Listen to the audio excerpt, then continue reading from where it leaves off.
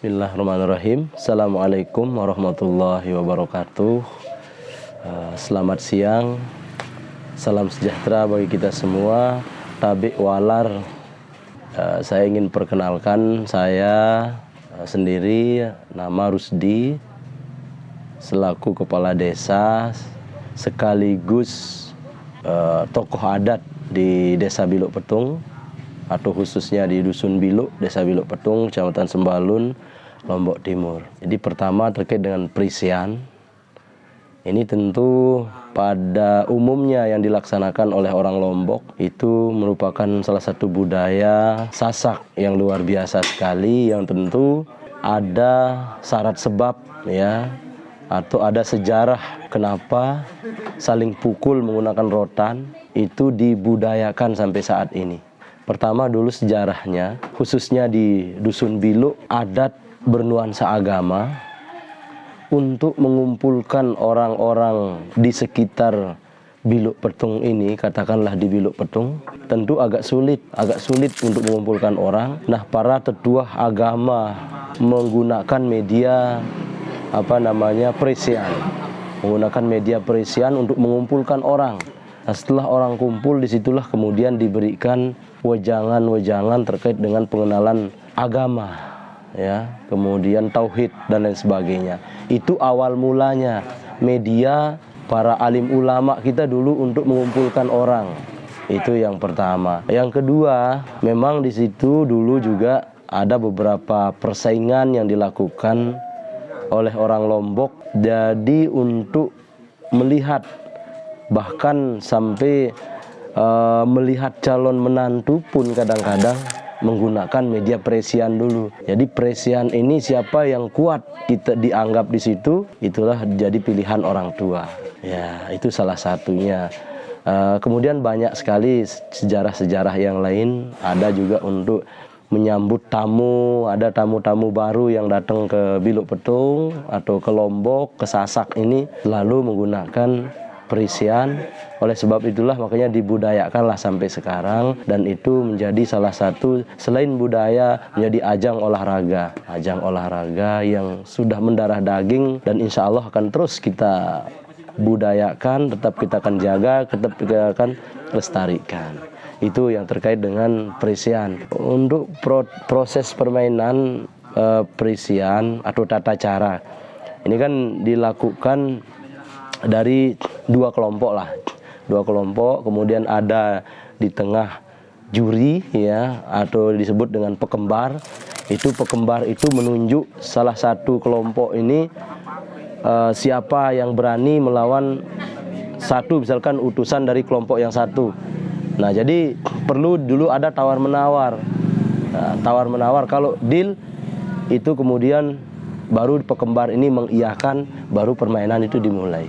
Ya, elemen penting yang diperhatikan dalam perisian ini, jadi aturannya termasuk itu tidak boleh memukul di bawah perut. Itu di bawah perut itu tidak boleh. Kemudian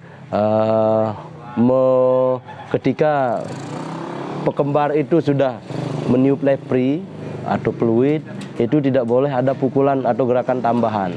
Itu beberapa elemen penting juga di situ.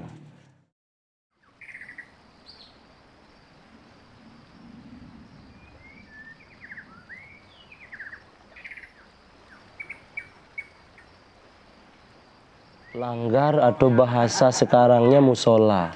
Langgar ini kan bahasa Jawa. Langgar itu musola.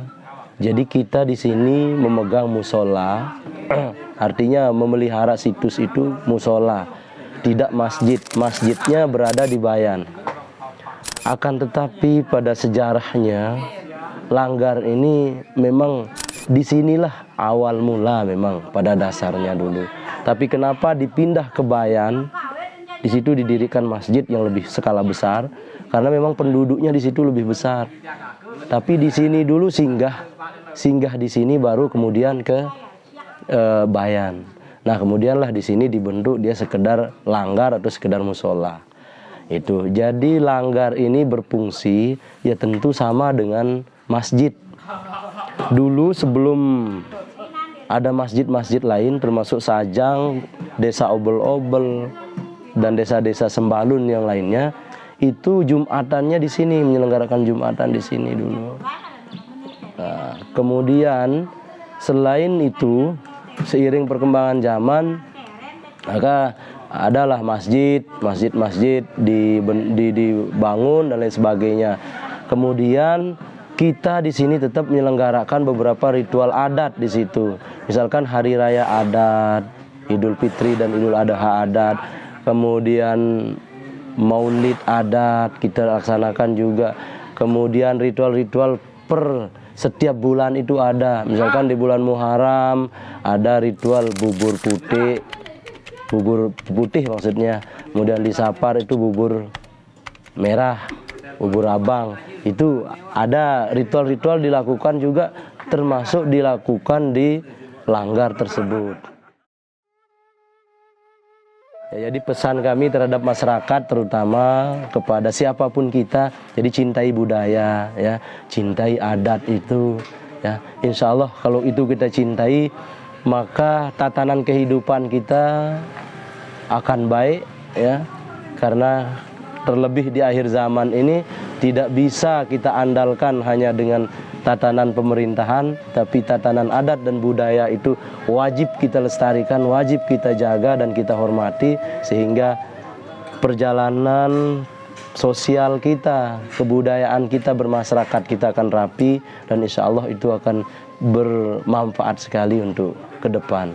Terima kasih kepada teman-teman dari Genesia yang sudah melakukan kunjungan, ya, ke Biluk Petung, dan insya Allah mudah-mudahan bantu kita juga untuk mempublikasikan bahwa kita punya adat dan budaya, ya, punya kelebihan-kelebihan, dan itu perlu kita lestarikan dan perlu kita jaga. Dan mudah-mudahan Genesia berikutnya, Universitas Muhammadiyah Jogja juga semakin jaya dan semakin hebat ke depannya. Terima kasih. Assalamualaikum warahmatullahi wabarakatuh.